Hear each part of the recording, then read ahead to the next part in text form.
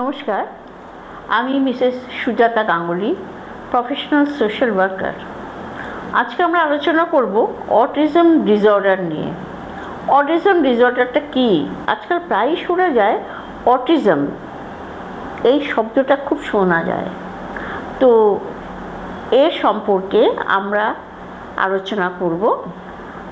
আমাদের সাথে আছেন ডক্টর অর্কিতা পাল।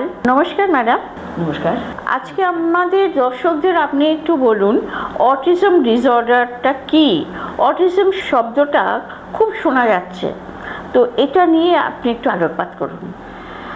আচ্ছা, প্রথমে যেটা বলবো সেটা হচ্ছে যে অটিজম একটা স্পেকট্রাম ডিসঅর্ডার, মানে অটিজমকে আমরা অটিজম স্পেকট্রাম ডিসঅর্ডার জেনারেলি বলে থাকি।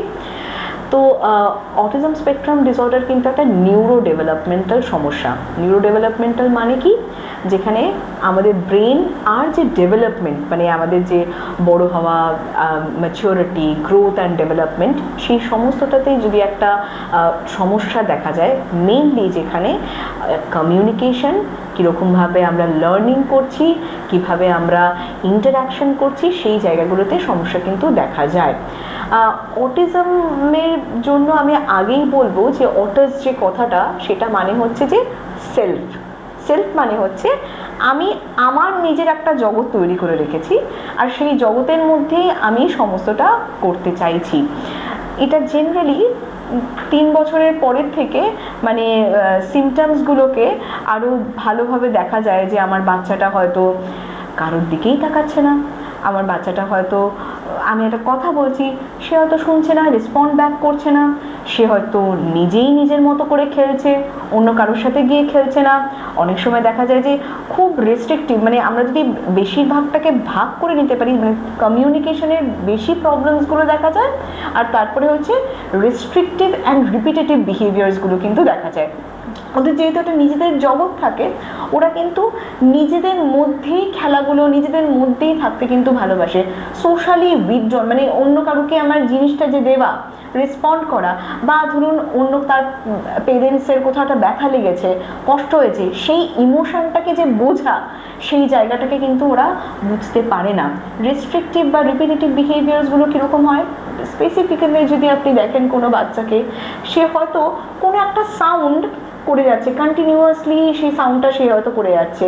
কোনো একটা জেস্চার হতে পারে, পার্টিকুলার একটা জেস্চার, রিপিটেটিভলি সে হয়তো সেই জেস্চারটা করে যাচ্ছে। হাইপার সেন্সিটিভ হতে পারে, হাইপো সেন্সিটিভ হতে পারে। মানে কোনো বাচ্চা ধরুন সে কোনো পার্টিকুলার যে একটা টেক্সচার আছে, কোনো একটা রাফ জায়গা, মানে ধরুন জল হতে পারে বা রাফ স্যান্ড হতে পারে, সে টাচ করবেই না, সে কিছুতেই সেখানে টাচ করতে পারছে না। কোনো একটা জায়গায় কোনো একটা গন্ধ আছে, বা ধরুন এমন কিছু আছে যে একটু অন্য সিচুয়েশান, অন্য কোনো মানুষ, সেখানে তার প্রচণ্ড কষ্ট হচ্ছে। তার মানে তার নিজের একটা রুটিন আছে, নিজের একটা ডেইলি শিডিউল আছে, সেখান থেকে তাকে যখনই বের করা হচ্ছে সে কিছুতেই কিন্তু সেখান থেকে বেরোতে পারছে না। কিছু বাচ্চার দেখা যায় নাম্বারস বা কোনো একটা মিউজিক্যাল কোনো টিউন, সেই দিকে সে অনেক বেশি অ্যাটাচড, অনেক বেশি সেটাই সে করে যাচ্ছে, কন্টিনিউয়াসলি বারবার করে।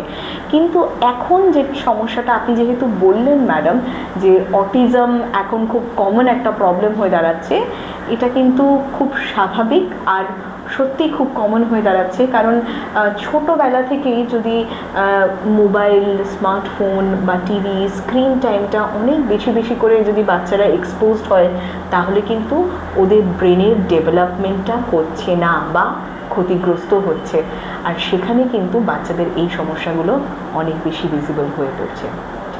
ম্যাডাম, যদি এরকম হয় তাহলে এক্ষেত্রে পরিবারের কি করণীয়?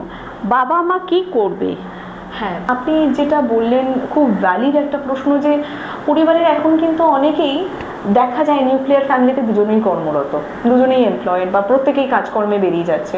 তাদের ক্ষেত্রে যেটা দেখা যায় বেশিরভাগ, তারা বাচ্চাটাকে হয়তো টিভি দিয়ে রেখে দিয়েছে, and they are not very aware, তারা কিন্তু সচেতন নয় যে আমার বাচ্চাটার সেখানে ক্ষতি। তাড়াতাড়ি করে মাকে বেরোতে হবে, সে হয়তো খাওয়ানোর জন্য একটা টিভি দিয়ে বসিয়ে দিলাম বা ফোনটাকে দিয়ে বসিয়ে দিলাম।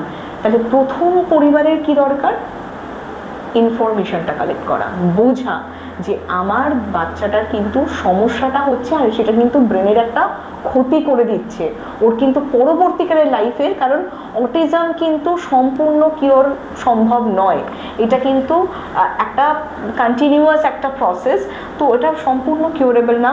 পেরেন্টসদের আগে অটিজম সম্বন্ধে সব ইনফরমেশন তাদের জানাটা আগে দরকার প্রথম, তারপরে দ্বিতীয়ত তারা যখন বুঝতে পারবেন, কারণ তাদের একটা যেহেতু ওয়ার্ল্ড আছে, অটিজম যারা সাফার করছে বাচ্চারা তাদের যেহেতু একটা ওয়ার্ল্ড আছে, সেখানে আমরা কিভাবে অ্যাডজাস্ট করবো অ্যাজ এ পেরেন্টস সেটাকে তাদেরকে শিখতে হবে। আমার বাচ্চাটা কোন সময়, একটা বাচ্চা যদি রেগে যায়, রেগে গিয়ে ছোড়ে, তার আগে কি ঘটছে, তার কোনটাতে অপছন্দ হচ্ছে, তার কোনটাতে পছন্দ হচ্ছে, কোনটাকে সে অ্যাডজাস্ট করতে পারছে না, সেগুলো তাকে বুঝতে হবে, পেরেন্টসদেরকে জানতে হবে।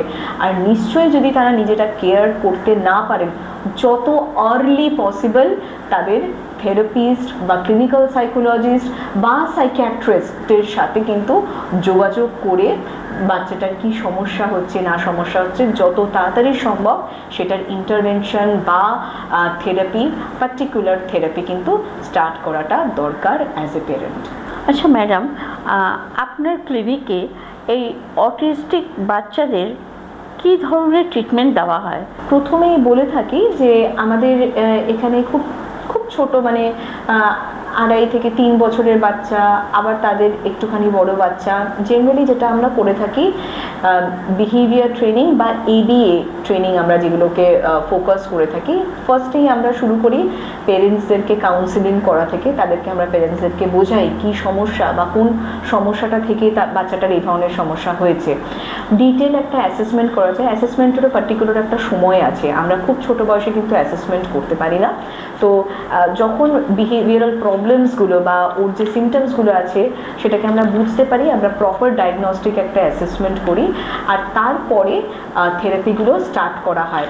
আমরা টার্গেট করি ওর যেই সমস্যাগুলো, একটা বাচ্চা যদি আই কন্ট্যাক্টে প্রবলেম হয়, তো আমরা অ্যাটেন্ডিং স্কিলটা, ওর অ্যাটেন্টিভ স্কিলটা যাতে আমরা বাড়াতে পারি, তার জন্য different playway method, different play therapy, আমাদের ডিফারেন্ট এক্সারসাইজ, ডিফারেন্ট অ্যাক্টিভিটিস আমাদের সেট করা, আমরা কারিকুলাম প্রোগ্রামটাকে সেট করি বাচ্চাটার আইডেন্টিফাই করে, কোন প্রবলেমটা আছে সেটাকে আইডেন্টিফাই করে ওই বাচ্চাটার কিন্তু আমরা কারিকুলাম প্ল্যানিংটা করি।